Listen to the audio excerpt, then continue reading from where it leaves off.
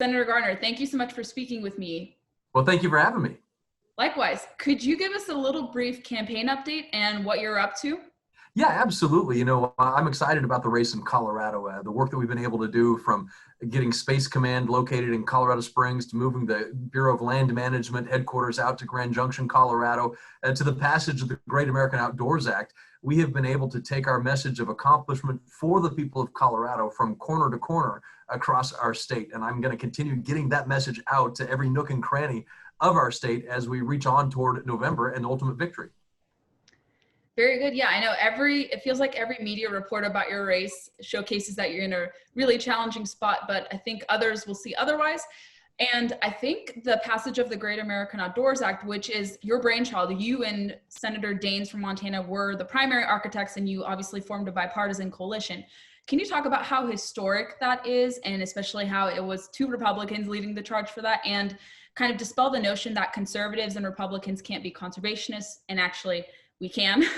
Yeah, no, absolutely. And I think that's a great point. I mean, you think about this country's national parks, you think about this country's greatest environmental laws, most of them put together or put forward by Republicans. You think about the work that Teddy Roosevelt did to protect our environment. You think about the work that Ronald Reagan did as he was trying to say, hey, we should permanently fund the Land and Water Conservation Fund. And here we are today to celebrate that fact. And so I think it shows that when you use a resource, and that's the whole point of the Land and Water Conservation Fund, when you use a resource like oil and gas or develop it for oil and gas, why don't we get something out of it so that we can conserve, protect a resource? And that's exactly what the Great American Outdoors Act does. And that's the spirit of it. Yes, we're going to recognize that we have offshore oil and gas development using federal mineral rights, but we're going to take some of those revenues and we're going to put it back into the enjoyment of our land for generations to come. So I really think that's a conservative idea, a conservation conservative idea. No cost to the taxpayers. The fact that you're using a resource as we can in this country and putting it toward the protection of a resource. It really is smart policy. And it's interesting because this idea has been around for a long time to make permanent the funding for the Land and Water Conservation Fund. But it wasn't until now that we had a commitment from a Republican majority leader to actually dedicate the time on the floor to allow it to be debated. It wasn't until we had a president who said, you put it on my desk and I will sign it. And it wasn't until we had a group of bipartisan senators who were willing to say, let's all work together, putting aside any political differences that we might have, to actually get this done together in one package and onto the president's desk. Roy Blunt said it very well. Because the Restore Our Parks Act and the Land and Water Conservation Fund have been two long-standing programs we've been trying to get, and we've not been able to get them done until now. He said, I think he was quoting General Eisenhower, and he said, General Eisenhower used to say, how do you solve a big problem? By making it bigger. And so by putting these two pieces together, we were actually to have a bigger problem that more people could support. And you had tremendous bipartisan passage out of both the House and the Senate. Right, and especially in a time of partisan divide and gridlock, it was really actually encouraging to see that passed with both Republican and Democrat support. And also, I saw the stipulations that it will create this law 100,000 new jobs. What specifically will those kind of jobs be supported in the outdoor recreation industry or similar supporting jobs? Yeah, you got it. We came up with this idea and the agreement from the president and his support long before COVID-19 was ever sort of in our minds that this could blow up the schedule of the Senate, and the House and the Senate would go home and not be in session. And so but we also knew then that it would create a lot of jobs if we could move forward on it. And that's one of the things that when we came back into session after the shelter in place orders were sort of over, is to say, hey, why don't we do some economic stimulus here using this Land and Water Conservation Fund, using the Restore Our Parks Act under the guise of the Great American Outdoors Act, no cost to the taxpayer, to create these kinds of jobs. And the National Park Service came out with a report that said just the park provision alone will create over 100,000 jobs. We know from a Boston University study that the Land and Water Conservation Fund supports between 16 and 30 jobs for every $1 million that is spent. And so, what kind of jobs are they going to be? They're going to be in construction. If you look at the National Park Service, they need campgrounds and sewage systems and visitor centers and roads and trail maintenance, those kinds of things. Land and Water Conservation Fund, this is something that a lot of people don't realize either. that it's not just national parks or forests, that it's not just the mountains that are going to see these dollars. Every county in America has benefited from the Land and Water Conservation Fund. 40% of it goes toward decisions by the federal government how they're going to spend the money, but 40% of the fund also then goes to state and local governments, and that can go toward other recreation opportunities, sports complex, baseball fields, swimming pools. Every county in America will benefit from this, and it's all derived revenue from oil and gas development. Yeah, people forget that framework that is embedded in somewhat of this public lands management system. And they forget that if you take that out of the equation, it's going to make it increasingly difficult to pay for these critical natural treasures and resources that we wholly enjoy and partake in, and especially these outdoor spaces that we enjoy and admire. And people don't see that symbiotic relationship between the two, because you see, I think, some of your Democrat colleagues advocating for Green New Deal type proposals, which would eliminate this. And people forget that oil and gas, even if they don't like it, it does fund a lot of the bulk of funding for LWCF and other critical projects in the Department of Interior and elsewhere. Yeah, so that's right. You think about the jobs that we're creating, and oil and gas is responsible for almost 250,000 jobs in Colorado, directly and indirectly, and that's just in our state. Now, there's not much offshore drilling taking place in Colorado. That's a joke. There's no offshore drilling taking place in Colorado, but the fact is, it's an industry that does generate tremendous economic opportunity, and those people want to recreate. They want to enjoy the outdoors, and we give them this opportunity through the Great American Outdoors Act. So you have something that's incredible for conservation, the biggest conservation accomplishment in over 50 years, and you have something that's going to create jobs at the exact point in our nation's history where we need it perhaps more than any time in our lifetime. And so it really is a confluence of all things that could have lining up to make it happen, that were necessary to make it happen. The support in the House, the support in the Senate, the support at the White House, and a public that is ready after 4 months in the great indoors to get into the great outdoors. Absolutely. And I think I saw, and I wrote about this at Town Hall, that one Huffington Post reporter accused you and Senator Daines of partaking in political expediency to pass this because you both are up for re-election. But if you actually comb through background information, I saw that you have championed these ideas for all your time in Congress, when you were also in the House of Representatives, and I think even before in the Colorado legislature. So how do you respond to that accusation that this was done just for political means? Yeah, people are going to say what they will because they're partisan sour grapes, that their favorite political party didn't get it done. It took a Republican to get it done. And that's fine. And that's they're going to be what they're going to be. But I remember one of the first votes I took as a senator was to protect the Land and Water Conservation Fund. I can remember actually Senator Bennett from Colorado, they held this vote open on the floor for like 45 minutes to try to convince me to change my vote. I felt the vote was going to hurt the Land and Water Conservation Fund. So Senator Bennett, my colleague, came over, the Democratic colleague, came over to the Republican cloakroom to check in on me to make sure that I was doing all right. And so that was one of the very first votes that I had. Fast forward, 5-6 years, we're able to get this done. Look, Democrats could have gotten this done. Why didn't they get it done? Well, it's because they couldn't. It took a bipartisan group at this moment in time to strike the right balance to make it happen. And so, people shouldn't begrudge an accomplishment because it's not the right person who did it. We got it together as a country. This bill stands on the shoulders of a lot of people who made it happen, and we should celebrate that victory for the country, for Colorado and America, this nation, and not just look at it through a partisan lens.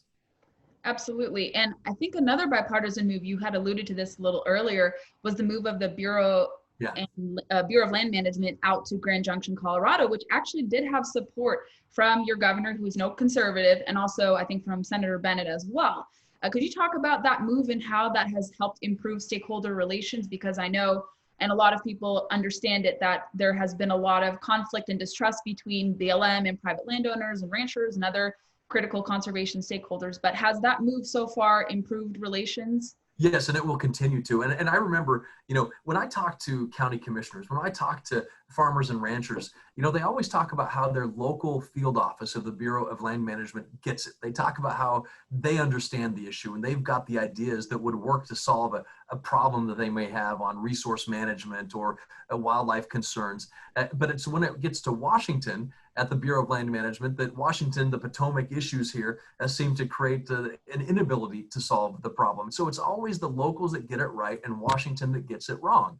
That sounds familiar, right? So my idea was, especially it sort of reached a boiling or a tipping point, I should say, when I think it was Bureau of Land Management Planning Rule 2.0 was before the Senate Energy and Natural Resources Committee. Neil Cornsey, the director of BLM for Barack Obama, was talking about this rule, and every single county commissioner that I'd talked to had opposed this rule. And I remember making a comment saying, well, if you just move your headquarters to Colorado, you'd understand why people are opposed to this. And they kind of made a comment. He kind of made a comment like, well, we should talk about it. And I thought, you know what? We should talk about it. And over the last several years, we've worked to actually say, hey, we will have better representation. We'll have more accessible leadership at BLM, more responsible decisions being made when the BLM is headquartered in the lands that it's actually overseeing and regulating, instead of being thousands of miles away in Washington, D.C. 99% of the acres the Bureau of Land Management oversees is west of the Mississippi River. So why don't we put the BLM headquarters there? We'll have better decisions. And we've seen that. We've seen a community that's very excited about the BLM being there. It's in a county that is 70% public lands. So, and the view from the new Bureau of Land Management office it's magnificent. You can see the book cliffs right there in Grand Junction, and that's BLM land. So you are in the office of the BLM, you look out the window, and there's the land that you manage. That's going to result in better decision making.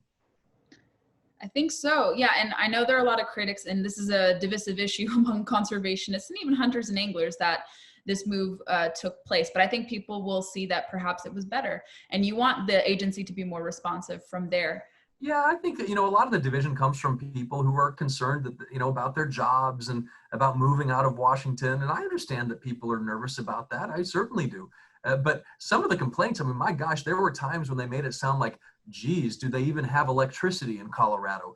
Or man, are we moving to a place without plumbing? That's what some of the critics, it sounded like they were trying to say. And for those who've moved out there, I think they're going to find a community that is just excited for them to be there because they value the mission that the Bureau of Land Management has. I think if you ask a lot of people in Washington, D.C. what the Bureau of Land Management does, and they probably have no idea what it does, but they certainly do in Colorado, Wyoming, Utah, absolutely, and this is going to make a big difference. So has bipartisan support. I worry that Joe Biden, if he were to be elected president, would try to move it back to Washington, because I think Biden's somebody who believes D.C. knows best. And that's just the wrong approach. Those are very good concerns to have. And I wonder actually if that will play out in presidential politics, but that's for another conversation. Well, yeah, and I think it could play out in Colorado as well. I mean, my opponent, John Hickenlooper, is he just going to follow Joe Biden's lead and move it back, or will he actually stand up for Colorado? That's a big question. Yeah, indeed. It absolutely is. I wanted to ask more kind of broadly, since you are very interested in these outdoor issues and conservation, were you drawn to the outdoors? Do you partake in the outdoors yourself? Because I think people want in the conservation space to know that their elected officials do have some direct connection. So I was curious to know if you do partake in outdoor activities and you have a place in Colorado that you're enamored with, that you like, that you draw your inspiration from, and can kind of bring that back to your legislative. Oh, absolutely. And it's funny. I live in the part of Colorado that it's almost as far away from the mountains as you can get. I live out by the Kansas-Nebraska border.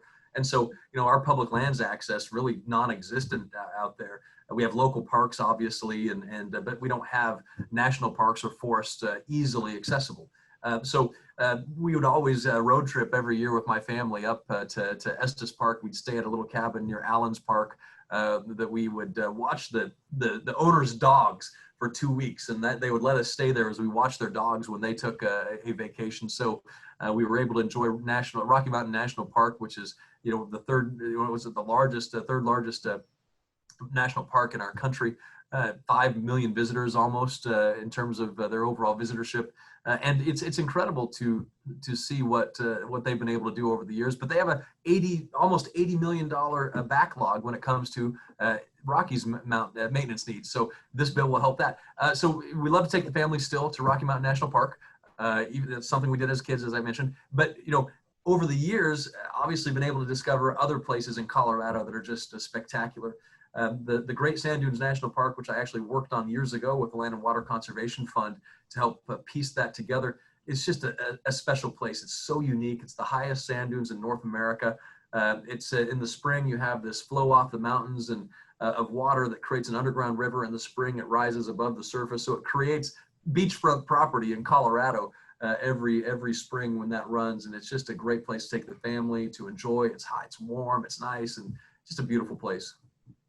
I have not been to Colorado, but judging by what you said and what friends of mine have said, it is very beautiful, and I would love to go trout fishing there. And if you get some But just be prepared to stay. I mean, once you go there, you may not want to leave. So just be prepared to stay. Oh gosh, yeah, I have to overcome the altitude sickness. I'm not pretty good at Oh, I see. You'll get used to it. that.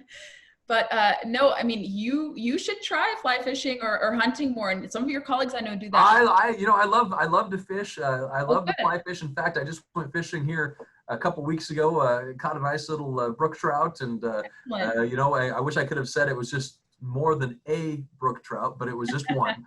So we'll have to improve in my fishing.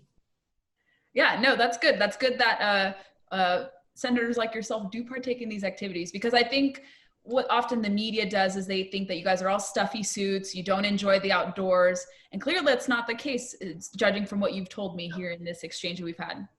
Well, and this bill proved it. I mean, it was neat to the Great American Outdoors Act. It was kind of a neat time because we had all these senators going to the floor with these just glorious pictures of their home state and their favorite places to go. At one point, Joe Manchin, I looked over and he had like 3 different charts of West Virginia, his favorite places, and he talked about what we did. Martin Heinrich talking about where he hiked, and Steve Daines talking about where he got, he proposed to his wife, and just it's such a neat thing that we all share.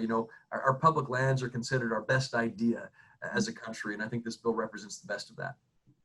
It certainly does. Senator Gardner, where could people follow your campaign and perhaps check out your outdoor pursuits? Yeah, if you go to CoryGardnerForSenate.com, you can learn more about my campaign there. Obviously, we got a lot of information on our website about the race. Just look it up, Cory Gardner, Great American Outdoors Act, or Cory Gardner for Senate, and you'll find that information as we get out across the state of Colorado. I'm excited about it. And look, Colorado is a spectacular place, and I truly believe in every corner and every person in that state.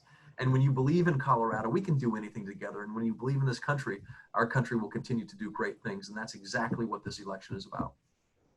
Wonderful words. Best of luck in your campaign for re-election. And thank you so much for speaking to me and my podcast listeners and those who will see this on YouTube as well. Well, enjoy, have fun, and get outside.